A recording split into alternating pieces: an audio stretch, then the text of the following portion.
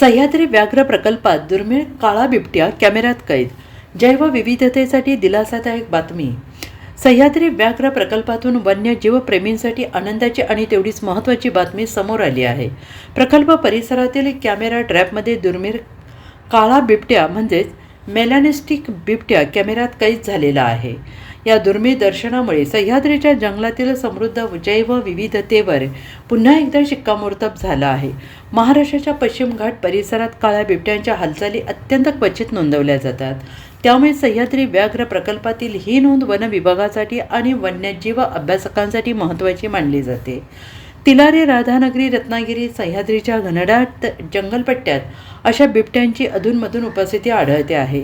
अधिक पर्जन्यमान, दाट झाडी आणि सावलीयुक्त परिसरामुळे या बिबट्यांना नैसर्गिक छद्मावरण मिळतं आणि त्यामुळे शिकार आणि हालचाली दोन्ही अधिक सहजपणे करता येतात. वन्यजीव तज्ज्ञांच्या माहितीनुसार काळ्या बिबट्या ही वेगळी प्रजाती नसून बिबट्याचाच एक प्रकार असून जनुकीय बदलांमुळे त्याच्या अंगावरील रंगद्रव्य अधिक गडद होत आणि त्यामुळे त्यांचा रंग काळसर दिसतो. जगातील जैवविविधतेने समृद्ध पट्ट्यांपैकी एक म्हणून पश्चिम घाटाची ओळख आहे. अनेक दुर्मिळ वनस्पती, पक्षी, सस्तन प्राणी, सरपटणारे जीव या भागात आढळतात.